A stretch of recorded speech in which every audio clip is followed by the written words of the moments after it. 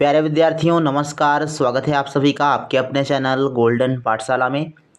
दोस्तों, राष्ट्रीय means cum merit scholarship exam 2024-25 के लिए आज की वीडियो में विज्ञान के मोस्ट इम्पोर्टेंट 50 प्रश्नों की प्रैक्टिस करेंगे। आप सभी लोग वीडियो को लास्ट तक ज़रूर देखिएगा। चैनल पर नए हों तो चैनल को सब्सक्राइब कर लीजिए, साथ ही अपने दोस्तों के साथ वीडियो को एक बार सभी लोग शेयर कर दीजिए। तो आइए बच्चों, देखते हैं। सबसे पहला प्रश्न आपकी स्क्रीन पर दिया गया है। 401 नंबर प्रश्न है, मुर्गी के अंडे को चूजा बनने में लगभग कितने सप्ताह का समय लगता है? ऑप्शन है 1 दिन, 2 दिन, 3 दिन या 4 दिन। तो इसका आंसर आप सभी लोग सोच लीजिएगा। अगर क्वेश्चन का जवाब आता है तो आप कमेंट सेक्शन में लिखते हुए चलिएगा। इसका बच्चों सही आंसर हो जाएगा ऑप्शन नंबर सी, 3 सप्ताह का समय लगता है, लगभग 21 दिन का टाइम लगता है। 402 नंबर प्रश्न है, डेंगू के वायरस का वाहक कौन सा है? नर एडीज मच्छर, नर एनाफिलीज मच्छर, मादा एडीज मच्छर या फिर मादा एनाफिलीज मच्छर।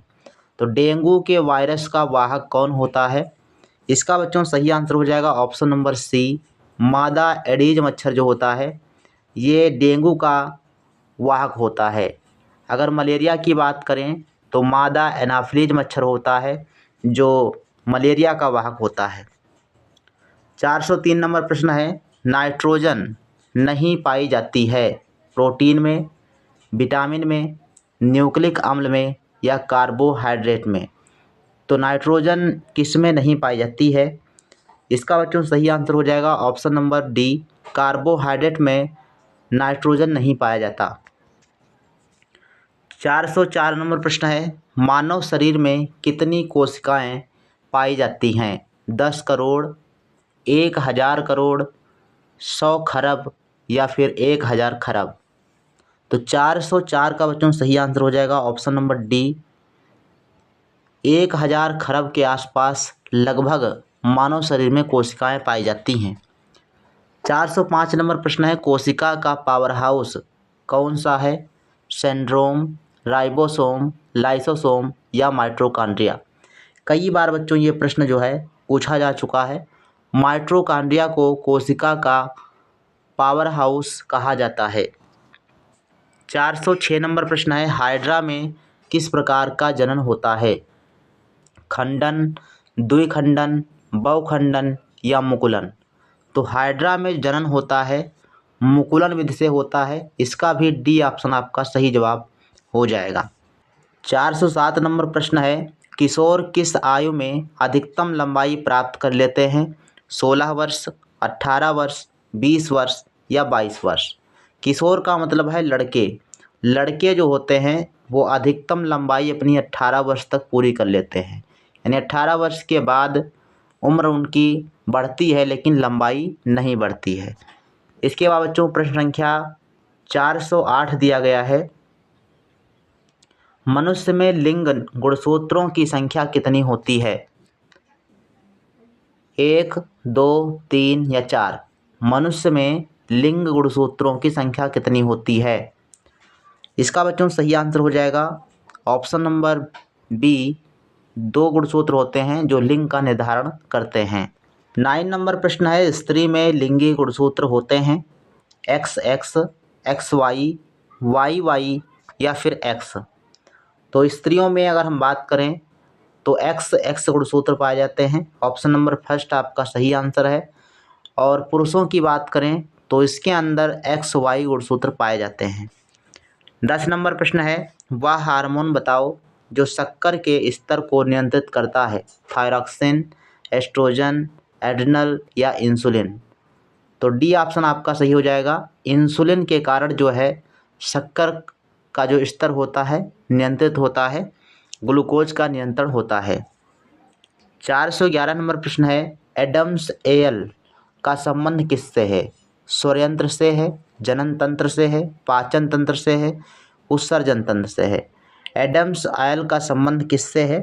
सही आंसर हो जाएगा बच्चों ऑप्शन नंबर फर्स्ट, स्वर यंत्र से। जैसे जैसे आयु बढ़ती है तो जो लड़कों की आवाज़ होती है उसमें परिवर्तन आता है, तो इस परिवर्तन को ही एडम्स आयल कहते हैं, यानी स्वर का भारी हो जाना, बाह्य जननांगों का विकास हो जाना। तो ये सभी चीज़ें एडम्स आयल के अंतर्गत आती हैं। तो 411 का सही answer option number first. 412 number प्रश्न है, बच्चे के लिंग निर्धारण का उत्तरदायित्व होता है माँ पर, पिता पर, दादा पर या फिर दादी पर। तो लिंग निर्धारण का जो उत्तरदायित्व है ये पिता के ऊपर होता है। ऑप्शन नंबर बी आपका बिल्कुल सही जवाब हो जाएगा। 413 नंबर प्रश्न है, फसल के साथ उगे अनावश्यक पौधे क्या कहलाते हैं? फसल के साथ जो अनावश्यक पौधे उगते हैं उन्हें क्या कहते हैं? शाक, खरपतवार, मिश्रित फसल या जैविक फसल। तो ये कहलाते हैं बच्चों खरपतवार। ऑप्शन नंबर बी आपका बिल्कुल सही जवाब हो जाएगा।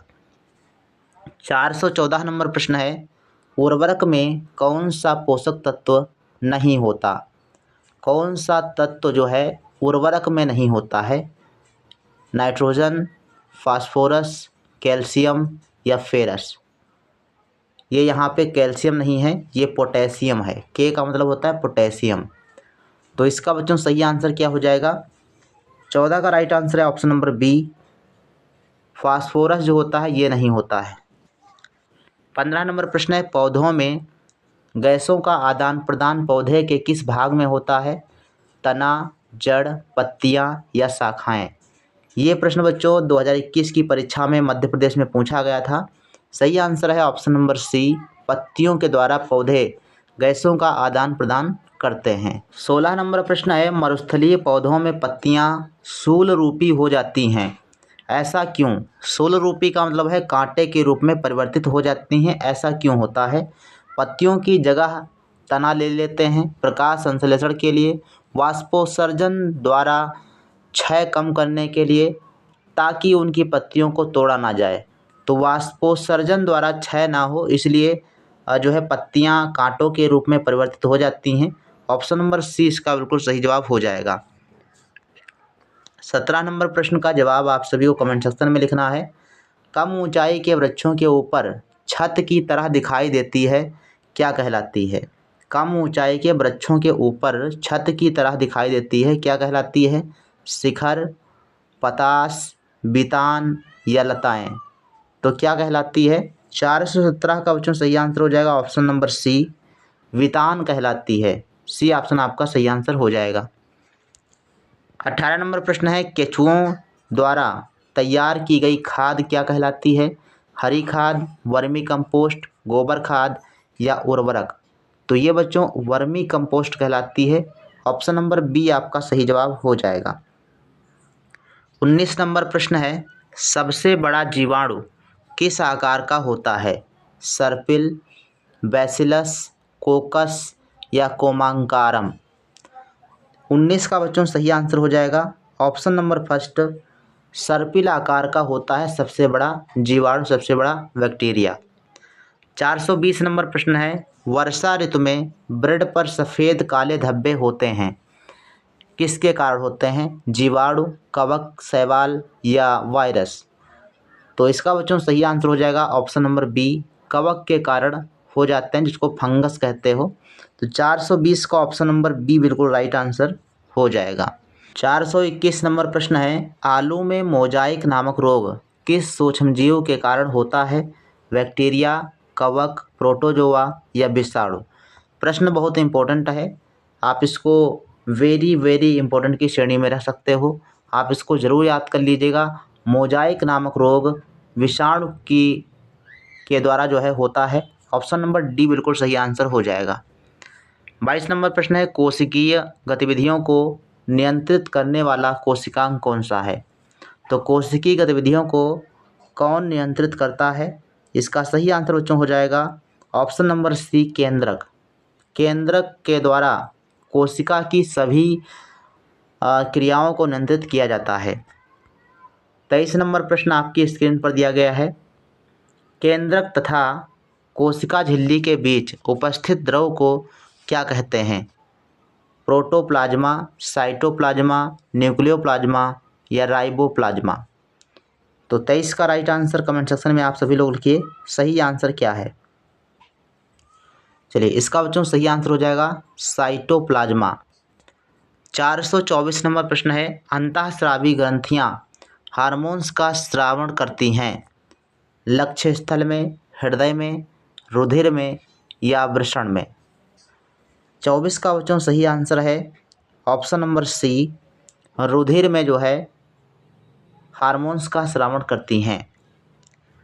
425 नंबर प्रश्न, जल व खनिज पौधे के किस ऊतक द्वारा अवशोषित होता है? जल व खनिज पौधे के किस ऊतक द्वारा अवशोषित होता है? जाइलम, फ्लोएम, मृदूतक, एपिडर्मिस। तो बहुत बार प्रश्न बच्चों पूछा गया है और सभी राज्यों में प्रश्न ये आता है। तो जल और खनिज का जो अवशोषण है ये जाइलम द्वारा होता है और बने बनाए भोजन का जो स्थानांतरण होता है, परिवहन होता है, वो फ्लोएम के द्वारा होता है। तो 25 का ए ऑप्शन सही जवाब हो जाएगा। 26 नंबर प्रश्न है, कौन सा अंग मानव पाचन तंत्र का भाग नहीं है? छोटी आंत, अमाशय, वृक्क या लार ग्रंथि। तो जो वृक्क होते हैं ये पाचन का काम नहीं करते। ऑप्शन नंबर सी बिल्कुल सही आंसर हो जाएगा। 27 नंबर प्रश्न दिया गया है, निम्न में से कौन सा अवयव मौसम का घटक नहीं है? तापमान, जलवायु, आर्द्रता या जलवायु। यहाँ पर दो ऑप्शन बच्चों दिए गए हैं, ये दोनों ही आपके देखा जाए तो मौसम के घटक नहीं हैं, क्योंकि जलवायु है ना, जलवायु खुद की अपनी अलग चीज़ होती है जो सभी मौसमों का योग होता है, जैसे जलवायु कहते हैं। तापमान, आर्द्रता ये मौसम के ही पार्ट होते हैं। तो इसमें बी और डी दोनों ही गलत दिए गए हैं ऑप्शन। 28 नंबर प्रश्न है, भूमध्य रेखा पर स्थित क्षेत्रों की जलवायु कैसी होती है? भूमध्य रेखा के आसपास जो भी क्षेत्र होते हैं वहाँ पर कैसी जलवायु होती है? इसको लेकर प्रश्न आपकी परीक्षा में पूछा जा चुका है। गर्म तथा आर्द्र, गर्म तथा शुष्क, शीत तथा आर्द्र, शीत तथा शुष्क। तो 28 का ऑप्शन सही आंसर हो जाएगा ऑप्शन नंबर फर्स्ट, आर्द्र और गर्म। ये ऐसी जलवायु पाई जाती है यानी जहाँ पर भूमध्य रेखा पर गर्मी ज़्यादा होती है, सूर्य की किरणें सीधी पड़ती हैं भूमध्य रेखा पर, इसलिए गर्मी ज़्यादा होती है। और जब गर्मी होती है तो बरसात भी वहाँ पर ज़्यादा होती है। यही कारण है कि वहाँ पर गर्म और आर्द्र जलवायु पाई जाती है। 29 नंबर प्रश्न है, पोलियो का बचाव किस सूक्ष्मजीव से होता है? पोलियो का बचाव किस सूक्ष्मजीव से होता है? जीवाणु, विषाणु, कवक या प्रोटोजोआ। तो 29 का बच्चों सही आंसर हो जाएगा ऑप्शन नंबर बी, विषाणु के कारण। ठीक, विषाणु से बचाव होता है। अगला प्रश्न है 430 नंबर, पोलियो और चिकन पॉक्स का कारक सूक्ष्मजीव कौन सा है? जीवाणु, विषाणु, कवक या प्रोटोजोआ। तो पोलियो और चिकन पॉक्स किसके कारण होता है? सिंपल सा ये प्रश्न आपका पूछा गया। तो 30 का सही आंसर हो जाएगा ऑप्शन नंबर बी, विषाणु के कारण होता है। 431 नंबर प्रश्न है, किसी क्षेत्र विशेष में पाए जाने वाले पौधों तथा जंतुओं व सूक्ष्म जीवों की अनेक प्रजातियां क्या कहलाती हैं? जो किसी विशेष क्षेत्र में पाई जाती हैं। जैव आरक्षण, जैव संरक्षण, जैव विविधता या जैव संपोषण। तो इसका बच्चों सही आंसर है ऑप्शन नंबर सी, जैव विविधता कहलाती है। 431 का सी ऑप्शन सही जवाब हो जाएगा। 32 नंबर प्रश्न है, गलत छांटिए। यहाँ पर जो गलत दिया गया है उसको देखना है। कोशिका भित्ति पादप कोशिका में होती है, ये सही है। प्लेस्टिड पादप कोशिका, सेम बात है, प्लेस्टिड को ही कोशिका भित्ति कहते हैं। जंतु कोशिका, बड़ी रिक्तिका, कोशिका द्रव्य जीव व पादप कोशिका दोनों में पाई जाती है। तो इसका बच्चों सही आंसर हो जाएगा ऑप्शन नंबर सी, ये आपका गलत दिया गया है। जंतु कोशिका में बड़ी रिक्तिका नहीं पाई जाती। सी ऑप्शन आपका सही आंसर हो जाएगा ऑप्शन नंबर सी 32 नंबर में सही आंसर है। 33 नंबर प्रश्न है, किसी खाद्य पदार्थ पर 2 या 3 बूंदें आयोडीन विलयन डालने पर पदार्थ का रंग नीला या काला किस पोषक तत्व की उपस्थिति के कारण को दर्शाता है? यानी 2 या 3 बूंद अगर हम आयोडीन की डालते हैं किसी खाद्य पदार्थ पर तो उसका रंग नीला हो जाएगा या फिर काला हो जाएगा। इसका किस कारण यानी किस तत्व की उपस्थिति के कारण ऐसा होता है? प्रोटीन, मंड, वसा या विटामिन। तो 33 का बच्चों सही आंसर है ऑप्शन नंबर बी, स्टार्च या मंड की उपस्थिति के कारण। अगर खाने में या खाद्य पदार्थों में मंड या स्टार्च ना हो तो ऐसा नहीं होगा, वो नीला और काला नहीं होगा। मंड या स्टार्च के कारण ही वो रंग जो है वहाँ पे आ जाता है। 34 नंबर प्रश्न है, तंत्रिका कोशिका की आवृत्ति होती है गोलाकार, घनाभकार, शाखित या घनाकार। इसका बच्चों सही आंसर हो जाएगा ऑप्शन नंबर सी, शाखित होती है। 35 नंबर प्रश्न है, मनुष्य में खतरे की स्थिति से निपटने में कौन सा हार्मोन सहायता करता है? इंसुलिन, थायरॉक्सिन, एड्रेनलिन या फिर एस्ट्रोजन। तो इसका बच्चों सही आंसर है adrenaline. Option number D is the right answer. Question number 36 प्रश्न को ध्यानपूर्वक देखें। फूल का कौन सा भाग प्रकाश संश्लेषण करता है? कौन सा भाग है जो प्रकाश संश्लेषण करता है? 36 नंबर में का वाला भाग दिया गया है, खा और गा और घा। कौन सा भाग है यहाँ पे आप देखेंगे, कौन सा भाग जो प्रकाश संश्लेषण करता है? चलिए, इसका बच्चों सही आंसर है ऑप्शन नंबर पहला ऑप्शन ही सही है। जो का वाला भाग है, यहाँ पर आपने देखा होगा पुष्प की जो सबसे नीचे की पत्तियाँ होती हैं, जो पंखुड़ियाँ होती हैं, वो हरी होती हैं, और जो पौधे का जो हरा भाग होता है वो प्रकाश संश्लेषण करता है। तो ऑप्शन नंबर ए आपका बिल्कुल सही जवाब हो जाएगा। 37 नंबर प्रश्न है, निम्नलिखित श्वसन प्रक्रिया में कौन सी ऊर्जा उत्पन्न होती है? ऊर्जा का नाम यहाँ पर लिखना है। ये आपका दिया गया है ग्लूकोज और प्लस O2। तो अगर हम इसकी क्रिया कराते हैं तो बनता है कार्बन डाइऑक्साइड और जल बनता है, ऊर्जा आपकी मुक्त होती है। तो कौन सी ऊर्जा बनेगी? ऊष्मीय, जैव रासायनिक, प्रकाशीय या फिर विद्युत। तो 37 का बच्चों सही आंसर है ऑप्शन नंबर बी, जैव रासायनिक ऊर्जा मुक्त होगी। 38 नंबर प्रश्न है, उष्णकटिबंधीय क्षेत्रों में किस प्रकार की जलवायु होती है? उष्णकटिबंधीय क्षेत्रों में किस प्रकार की जलवायु होती है? तो सेम प्रश्न था अभी ऊपर जो आपने पढ़ा था कि भूमध्य क्षेत्र में किस प्रकार की जलवायु होती है। तो सेम वही बात है, चाहे भूमध्य रेखीय पूछे या फिर उष्णकटिबंधीय पूछे, दोनों तरीके से आपका सेम बात है। तो सही आंसर हो जाएगा गर्म और आर्द्र। इसमें सी ऑप्शन आपका सही आंसर हो जाएगा 38 नंबर में। 39 नंबर प्रश्न है, स्वच्छवासन के समय वक्ष गुहा के आयतन पर क्या प्रभाव पड़ता है? कम होता है वक्ष गुहा, अधिक होता है, समान रहता है, कभी कम तो कभी अधिक होता है। 39 का बच्चों सही आंसर है ऑप्शन नंबर ए, कम होता है। 40 नंबर प्रश्न है, उत्सर्जन तंत्र के किस भाग में मूत्र संचित रहता है? मूत्रवाहिनी, मूत्राशय, वृक्क या फिर मूत्ररंध्र। तो मूत्राशय होता है, जिसको जो है हम क्या कहते हैं, ब्लैडर भी कहा जाता है इसको। 440 का बी ऑप्शन सही जवाब हो जाएगा। 41 नंबर प्रश्न है, निम्नलिखित में से किस पौधे पर एक लिंगी पुष्प होता है? सरसों, गुलाब, ककड़ी या फिर पिटूनिया। 41 का बच्चों सही आंसर हो जाएगा ऑप्शन नंबर सी, ककड़ी का जो पौधा होता है इसमें होता है। इसके अलावा पपीता होता है एक लिंगी पुष्प। ये प्रश्न अभी आपका जो है हरियाणा में पूछा गया था, लेकिन ऑप्शन उसमें पपीता दिया गया था। कवक का उदाहरण है क्लेमाइडोमोनास, अमीबा, राइजोपस या एस्परजिलस। तो 42 का जो राइट आंसर है ऑप्शन नंबर डी, एस्परजिलस। ठीक, डी ऑप्शन आपका सही आंसर है, ध्यान रखिएगा। 43 नंबर प्रश्न है, निम्नलिखित में से कौन सा प्रोकैरियोटिक कोशिका का उदाहरण है? प्याज की झिल्ली, मानव गाल की कोशिका, हृदय कोशिका या जीवाणु।